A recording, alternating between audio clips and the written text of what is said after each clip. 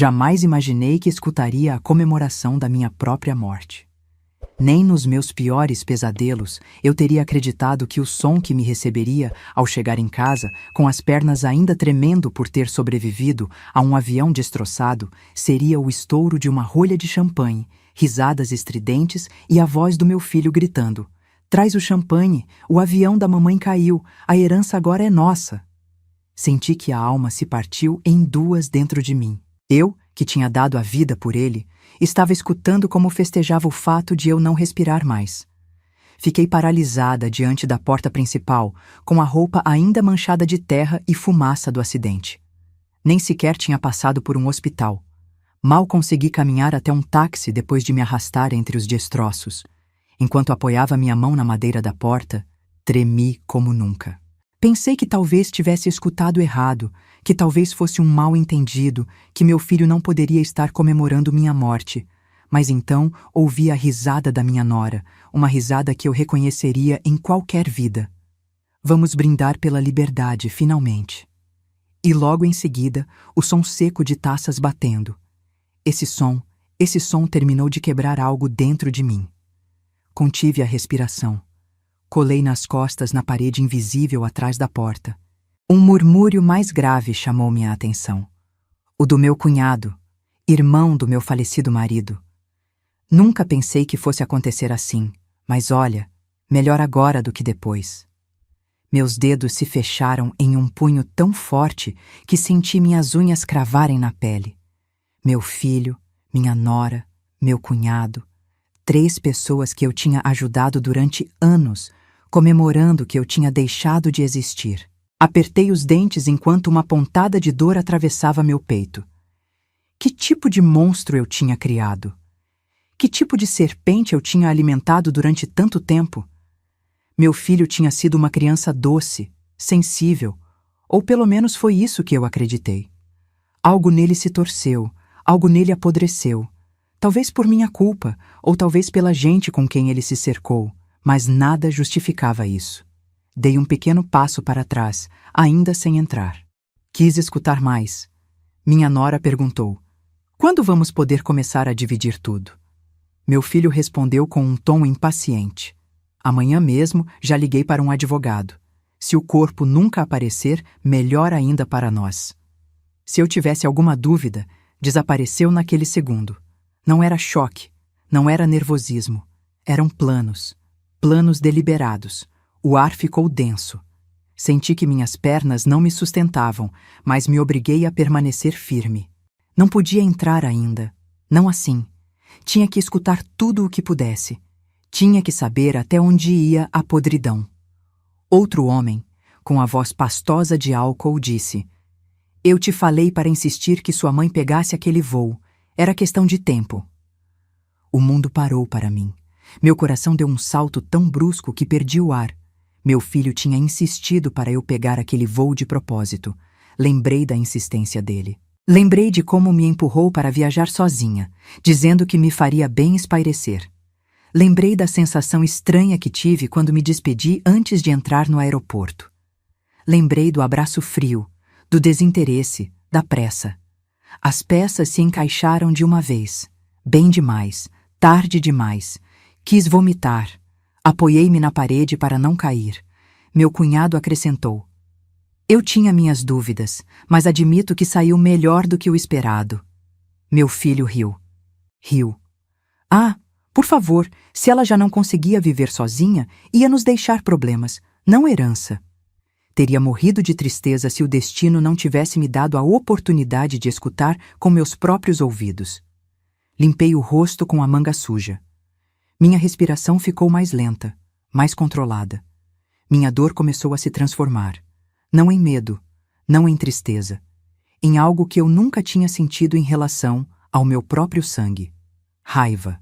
Uma raiva tão profunda que fez minhas costas pararem de se curvar, que fez minhas pernas pararem de tremer, que fez minha alma parar de suplicar carinho onde só havia vazio. Endireitei-me, respirei fundo e abri a porta. Não a empurrei com força. Abri devagar, deliberadamente, como se quisesse dar a eles a oportunidade de sentir o pânico crescer segundo a segundo. A música parou de uma vez. As risadas morreram em suas gargantas. Seus olhos, meus próprios familiares, se arregalaram como se tivessem visto um fantasma. Minha nora deixou cair a taça, que se espatifou no chão. Meu cunhado recuou como se tivesse visto uma aparição. E meu filho, empalideceu até parecer feito de gesso. "Mãe!" balbuciou. "Não, não é possível!" Os três começaram a gritar.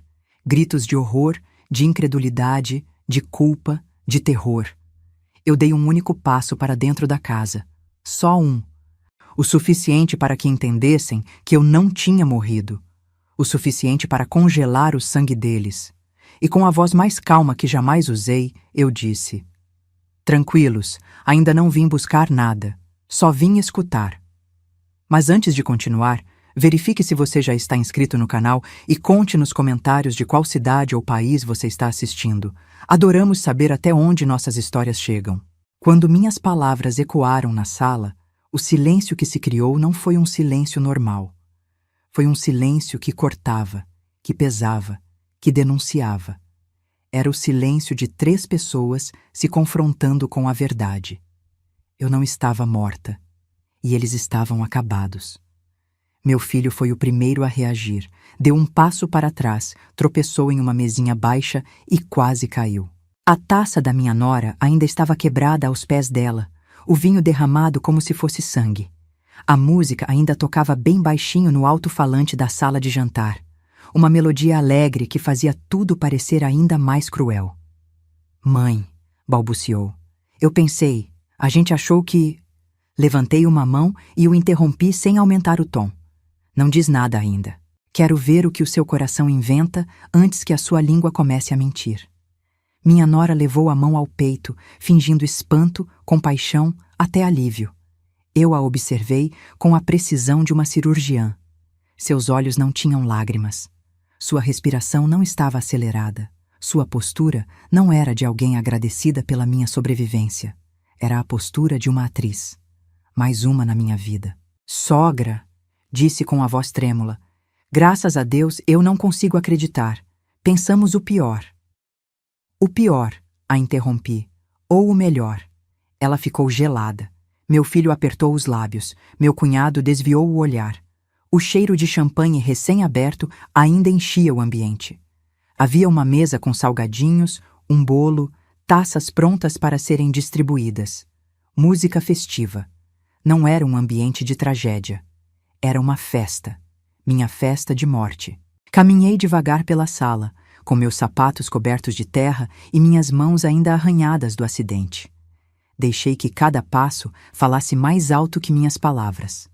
Meu filho tentou se aproximar, mas recuou quando levantei o olhar. "Sabe o que mais me dói?" perguntei num sussurro. Meu filho engoliu em seco. Minha nora apertou a mão do cunhado. Os 3 se encolheram como se fossem crianças pegos roubando.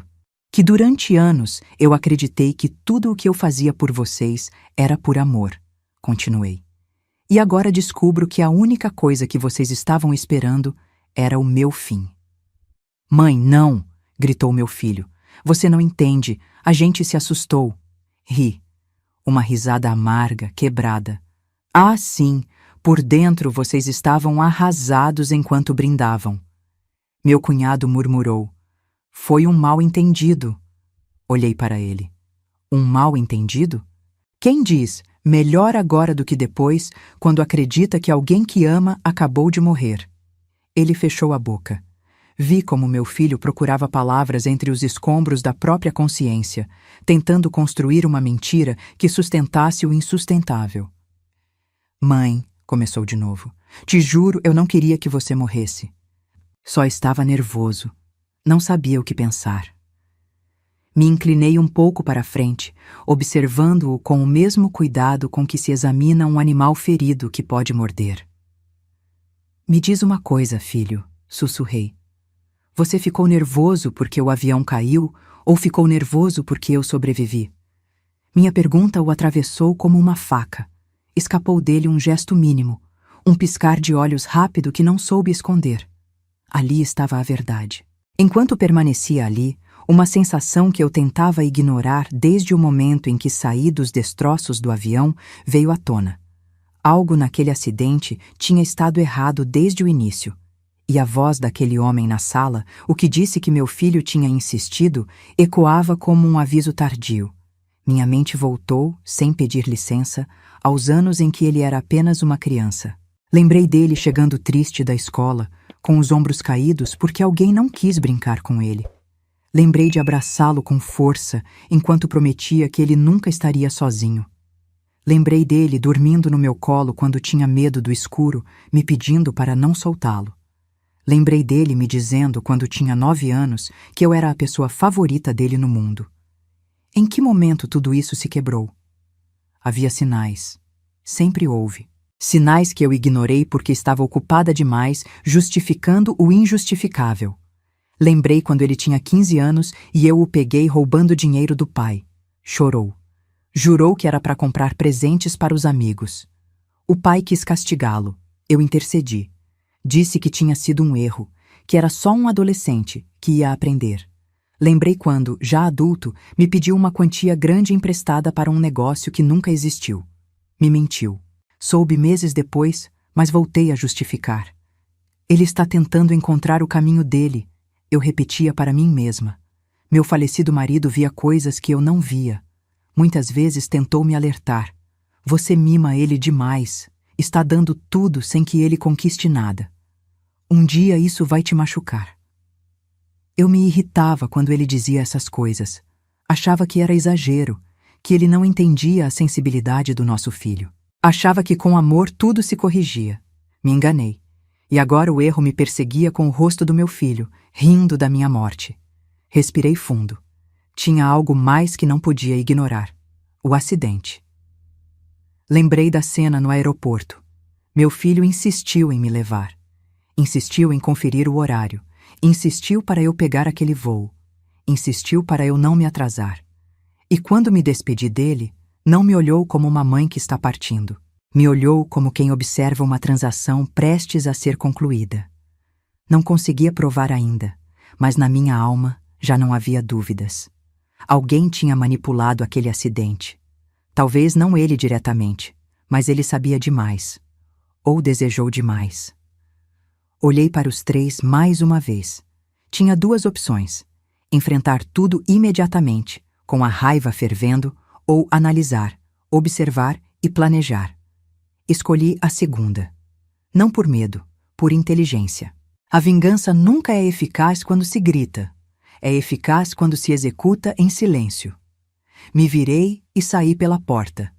Tinha que buscar respostas. Tinha que entender quem mais sabia.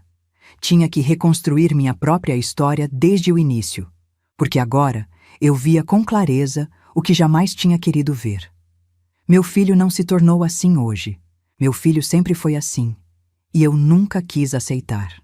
Caminhei sem rumo durante vários minutos, como se a rua pudesse absorver parte da dor que eu carregava dentro.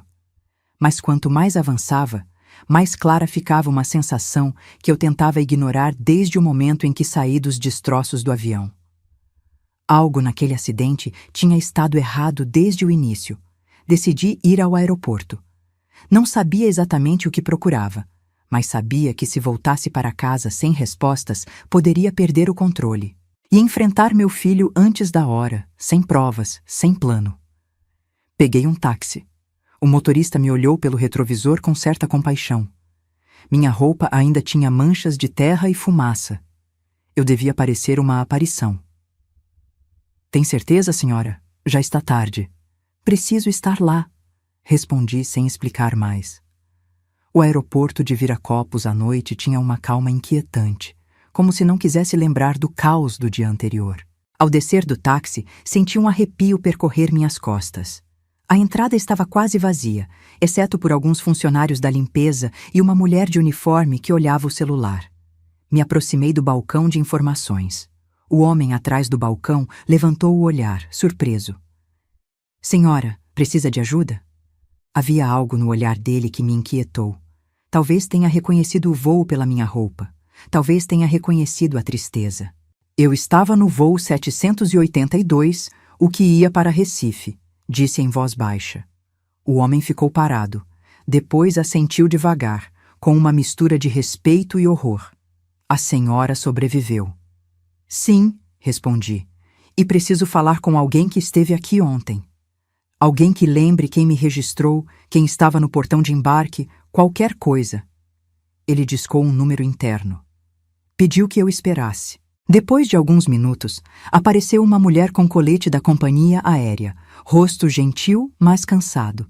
Sou Vanessa, disse. Trabalho no portão de embarque. Como posso ajudá-la? Segui até uma sala vazia com ela. Ao fechar a porta, ela se sentou na minha frente. Senhora, não quero fazê-la reviver nada doloroso, mas a senhora foi uma das últimas pessoas a embarcar naquele voo. Eu estava lá. Meu coração disparou. Lembra de algo estranho? Perguntei.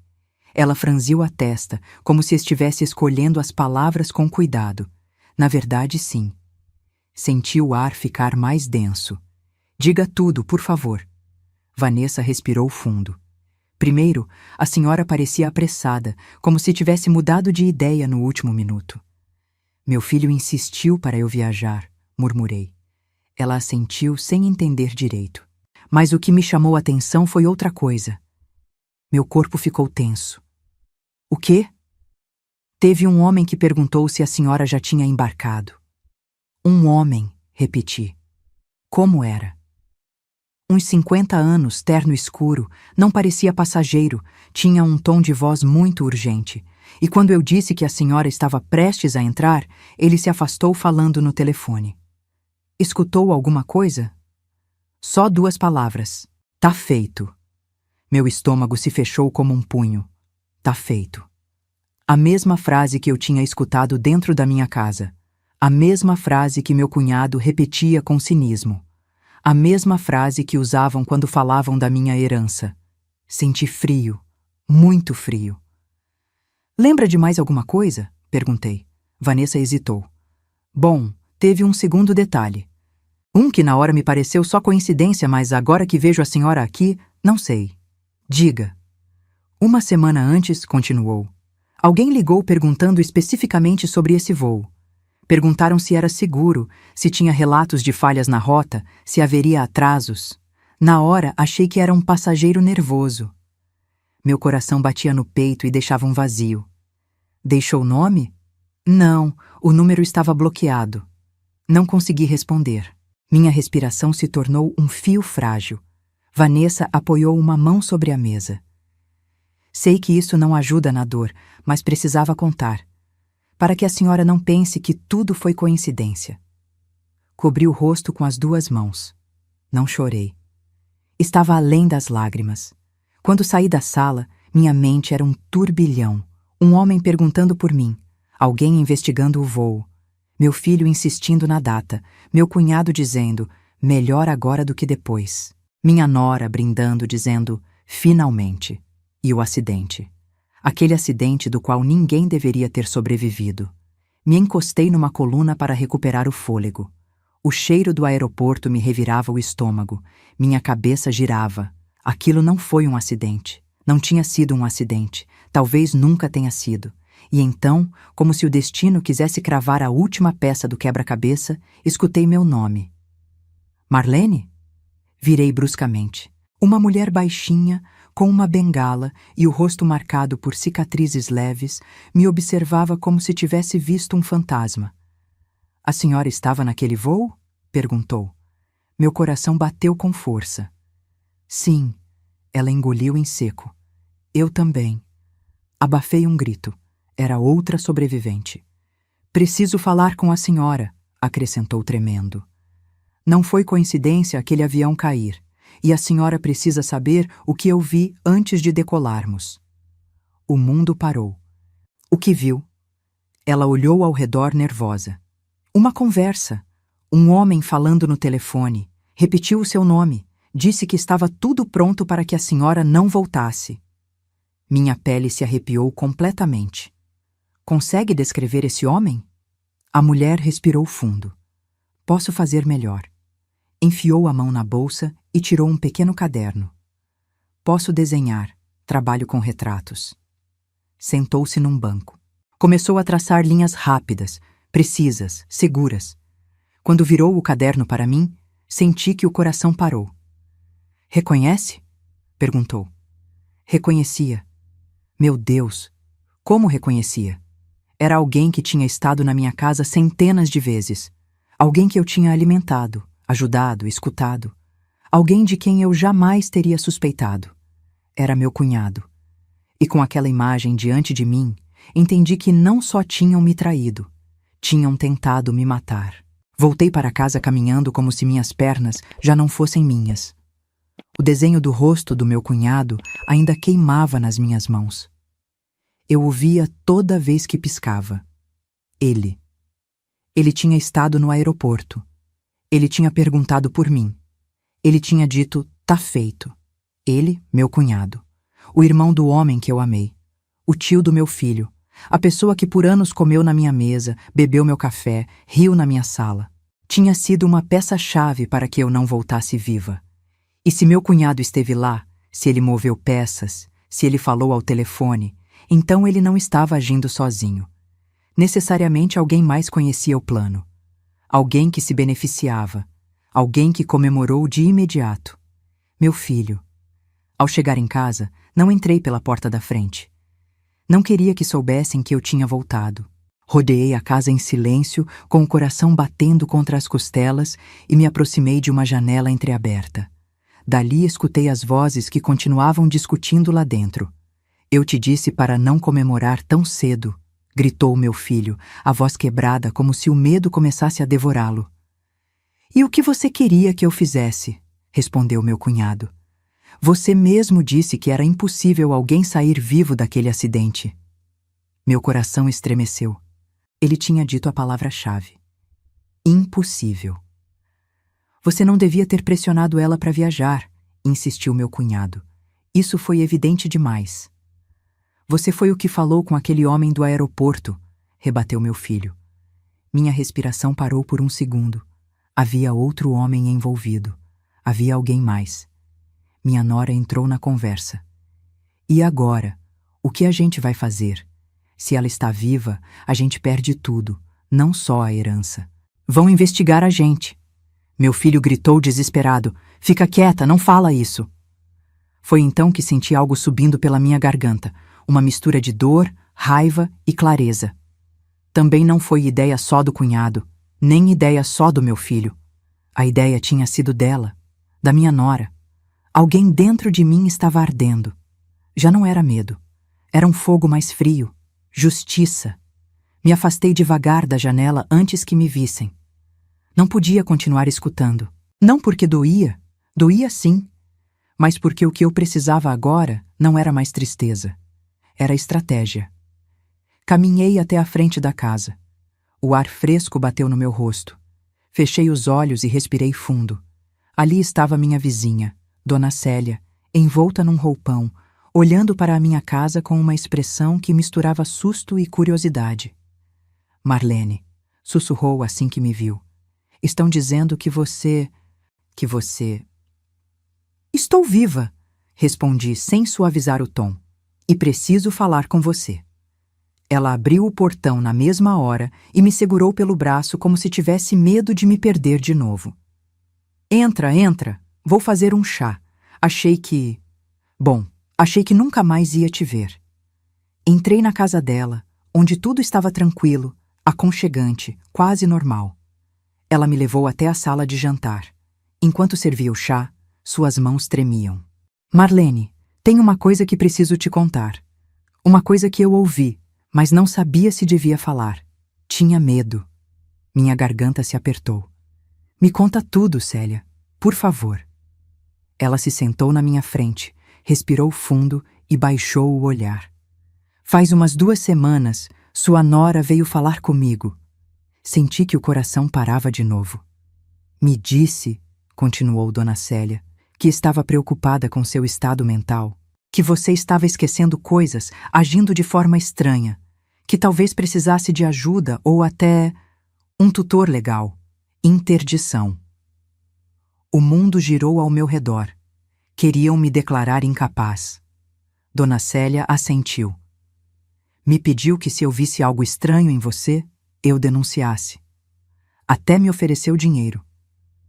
Dona Célia desviou o olhar, envergonhada. Claro que não aceitei, mas agora entendo por quê. Meu coração batia com violência. Tentaram me matar. Mas antes, tentaram me tirar a liberdade, o nome, o patrimônio. Dona Célia suspirou. E isso não é tudo. Um arrepio percorreu minhas costas. Seu filho estava com ela. E ele disse uma coisa horrível. Disse: se não der certo a parte legal, vai dar certo a parte da viagem. Eu não entendi naquele momento, mas agora... Ela tapou a boca.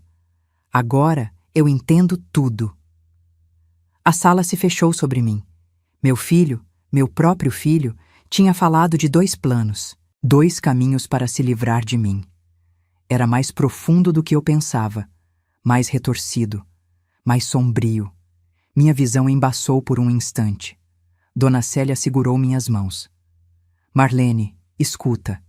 Eu sei que isso é demais, mas você tem que agir. Se eles desconfiarem que você sabe, podem tentar algo pior. Não hesitei. Não vão tentar, respondi com uma segurança que não sentia há anos. Não vão ter a chance. Me levantei. Dona Célia me olhou com medo. O que você vai fazer? O que eu nunca fiz na vida, respondi. Me proteger da minha própria família. Respirei devagar. Célia, preciso dos nomes de todas as pessoas que você ouviu conversando com eles. Preciso de datas, comentários, qualquer coisa. Preciso de testemunhas. Preciso de provas. Ela assentiu sem hesitar. O que você precisar, Marlene? Eu te ajudo. Enquanto ela me dava uma pasta com anotações antigas, coisas que tinha registrado sem saber que seriam vitais, entendi algo com mais clareza do que nunca. Os 3 tinham cavado a própria sepultura. Eu só precisava mostrar ao mundo onde estava a pá.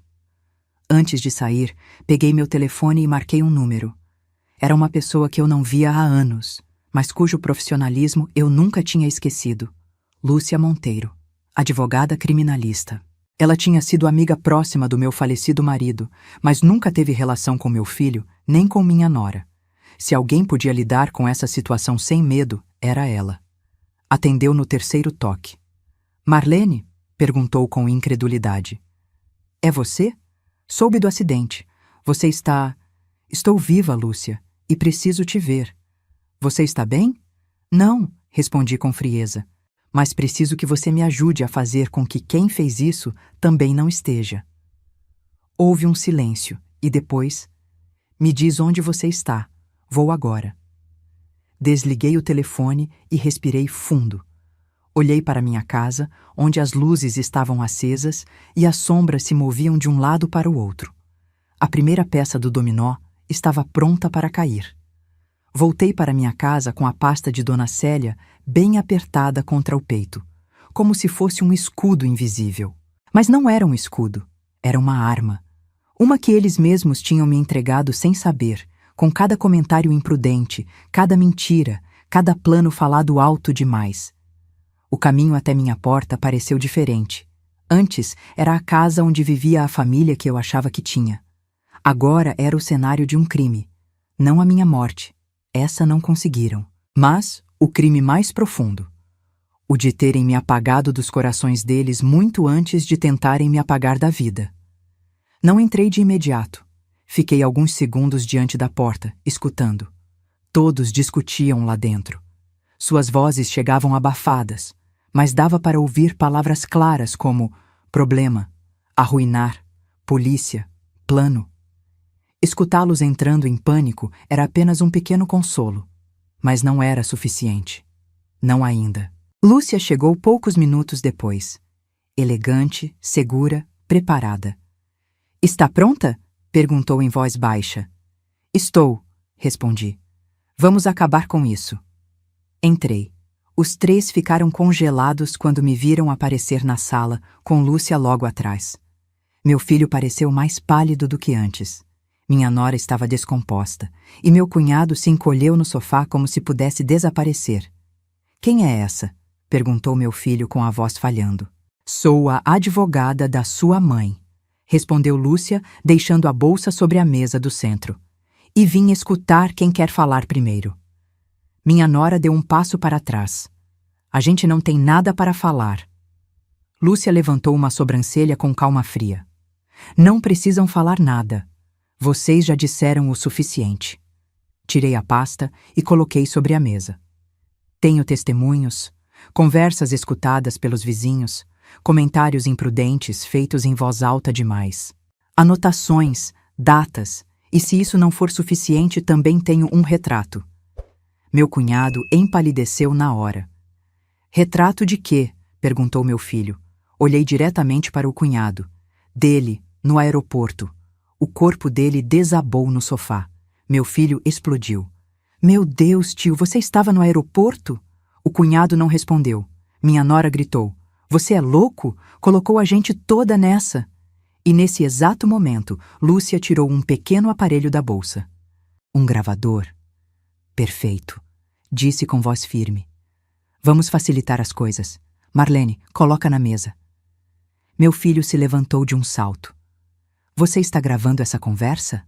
Lúcia o olhou fixamente. Estou documentando, e fico feliz que você perceba, porque significa que entende a gravidade. Ele começou a andar em círculos, suando. Isso é uma loucura, mãe. Você vai mesmo deixar que tratem a gente como criminosos? Olhei para ele sem piscar. E o que vocês são, se não isso? O rosto dele desmoronou. Lúcia abriu uma pasta. Tenho cópias dos contratos de seguro de vida que você... Olhou diretamente nos olhos dele. Fez 3 meses antes do acidente. Curioso, não? A beneficiária não era sua mãe. Era você. Meu filho recuou como se tivesse levado um soco. Não, não é o que vocês estão pensando. Eu... O que era? Por carinho? Perguntou Lúcia com um tom que cortava. Ele se agarrou a uma almofada como se fosse uma boia. Eu tinha dívidas. Estava desesperado. Achei que se acontecesse alguma coisa... Minha voz finalmente se fez ouvir. Alguma coisa como o quê, filho? Ele não respondeu. Lúcia avançou um passo. Vamos continuar com você. Olhou para o cunhado. Temos testemunho direto de uma sobrevivente que viu você no aeroporto falando que a Marlene não ia voltar. Alguma explicação? Ele segurou a cabeça. Não era o que vocês pensam. Eu estava seguindo instruções. Minha nora o interrompeu com um grito agudo. Instruções de quem? O silêncio caiu. A pergunta pairou entre todos. O cunhado tremeu. Eu só fiz o que me mandaram, o que ele me pediu. Apontou para meu filho. Meu filho gritou como um animal encurralado. Mentiroso! Você está mentindo! Lúcia levantou uma mão. Tem um jeito muito simples de resolver isso. Chamar a polícia agora mesmo. Os 3 reagiram ao mesmo tempo. Minha nora desabou no sofá chorando. Meu cunhado começou a andar para trás como se procurasse uma saída secreta. Meu filho cerrou os 2 punhos. Você não pode fazer isso. Somos sua família, gritou para mim. Olhei para ele, e pela primeira vez na minha vida, não vi meu filho. Vi o homem que quase me matou. Minha família, disse devagar, morreu no dia em que comemoraram a minha morte. Ele ficou petrificado. Lúcia pegou o telefone. Última chance. Qual de vocês falou com o homem do aeroporto? Meu cunhado levantou as mãos. Fui eu, mas ele, apontou para meu filho, sabia de tudo. Eu só executei o que eles queriam. Ela, apontou para a nora, pressionava. Ela precisava do dinheiro. Ela... A nora gritou. Chega, foi ele. Ele planejou tudo. Eu só... A voz dela quebrou. Meu filho deu um soco na mesa. Calem a boca todos vocês. E então cometeu o erro fatal. Se tudo tivesse saído como a gente queria, nada disso estaria acontecendo. O silêncio foi absoluto. Lúcia sorriu devagar. Apertou um botão no gravador. Perfeito. Confissão completa. Meu filho levou as mãos ao rosto. Minha nora tremia. Meu cunhado chorava. Eu só respirei. Pela primeira vez sem dor. Lúcia guardou o gravador. Marlene, estamos prontas. Quer que eu ligue agora? Sim, respondi sem hesitar. Está na hora de acabar com isso. Lúcia discou um número. Delegado Ribeiro, temos um caso de tentativa de homicídio premeditado. 3 envolvidos, confissão gravada, endereço. Meu filho correu até mim e agarrou meu braço. Mãe, por favor, não faz isso.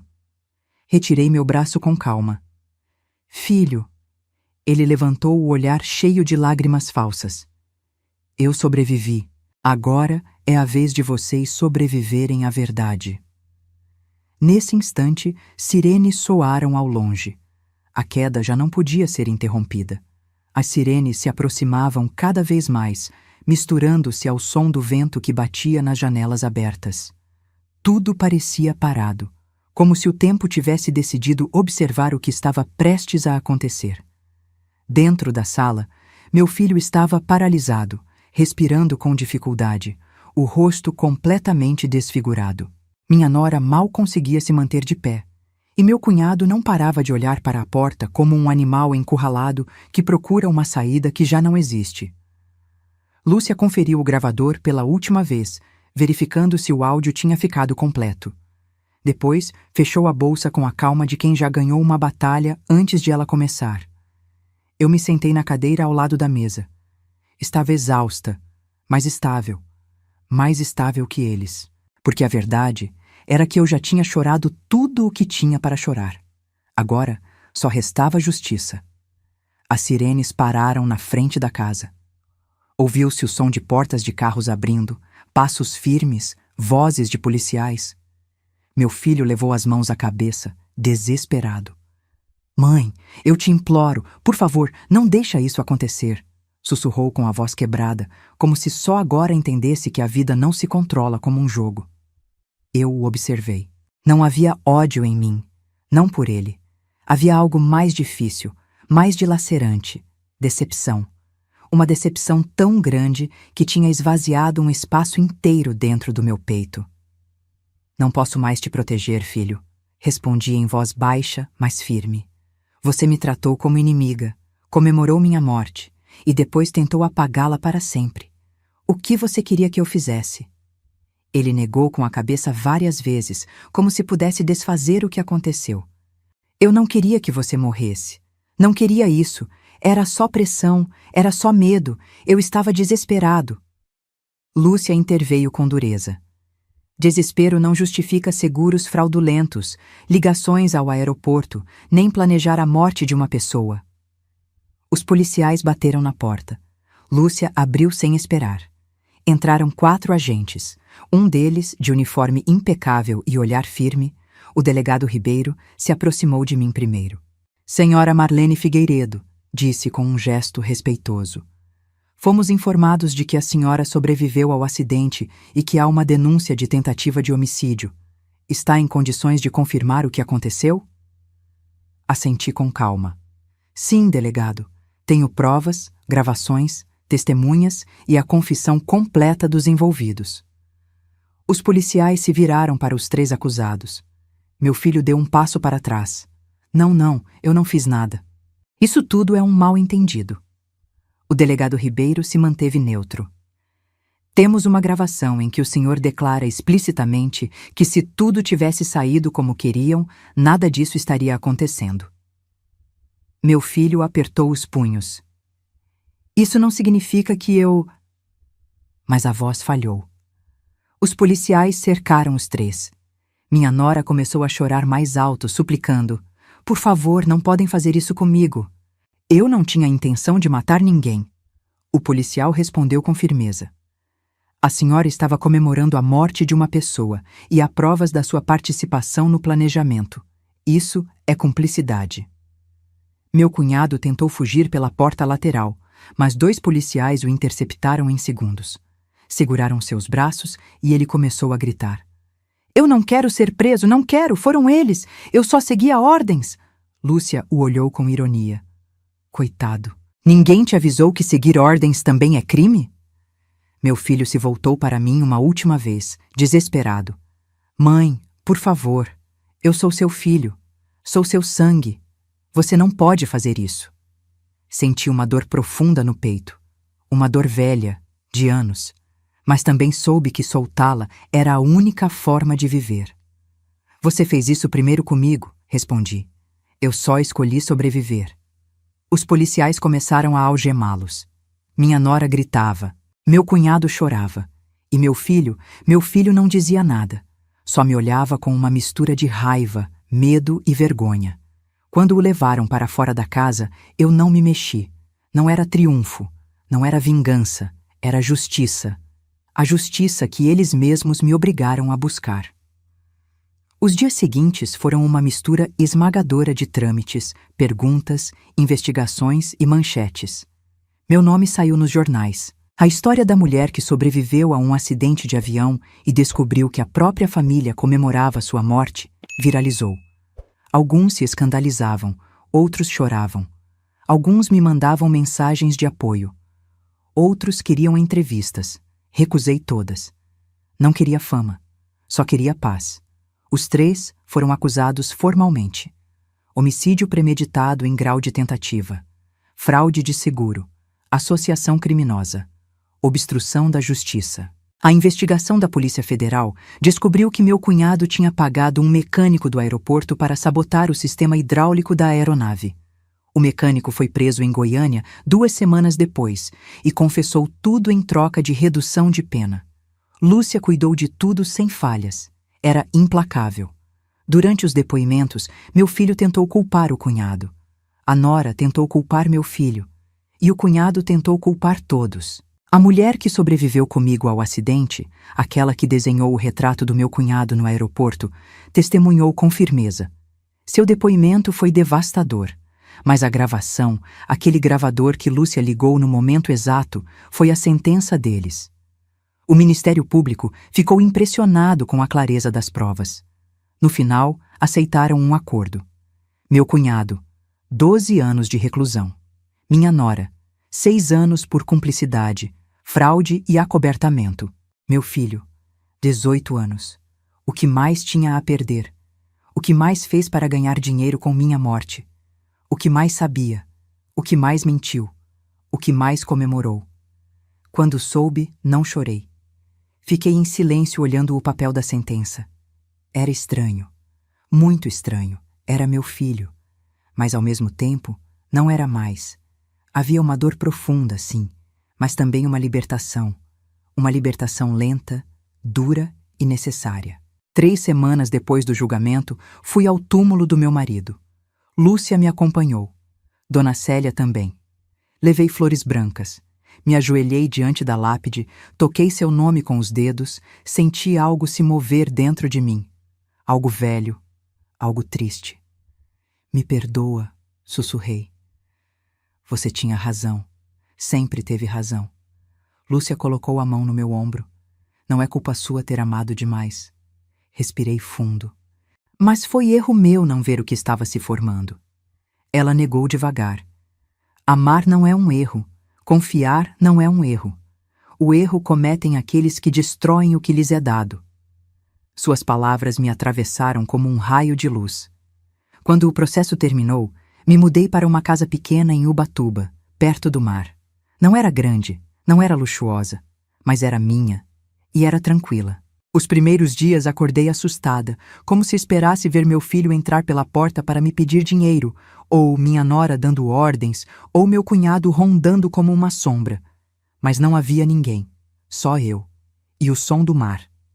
Pela primeira vez em anos, dormi sem medo.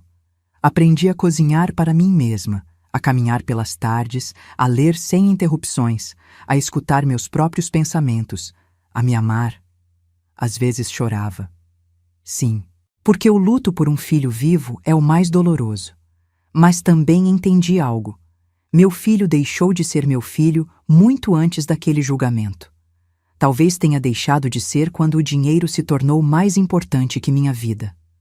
Ou quando permitiu que outros envenenassem o que eu tinha lhe dado.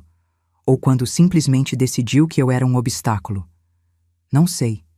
Não vou descobrir jamais. A única coisa que sei é que sobrevivi. Sobrevivi ao acidente. Sobrevivi à traição. Sobrevivi à dor. E sobrevivi à verdade. Um dia, enquanto caminhava pela beira da praia, parei para olhar o oceano. O vento mexeu meu cabelo. A água acariciou meus pés. O céu estava aberto. Fechei os olhos, respirei fundo e disse em voz baixa: Obrigada por me dar uma segunda vida. Porque era isso que eu tinha agora. Uma vida nova. Uma vida que eles não conseguiram me tirar. Uma vida que agora pertencia só a mim. E enquanto o sol se punha no horizonte, entendi algo mais. Não foi apenas justiça, foi renascimento. Se você gostou dessa história, responda nos comentários. No meu lugar, o que você faria? E não se esqueça de assistir ao próximo vídeo que aparecerá na sua tela. Ele tem uma reviravolta surpreendente e emocionante que vai te prender do começo ao fim.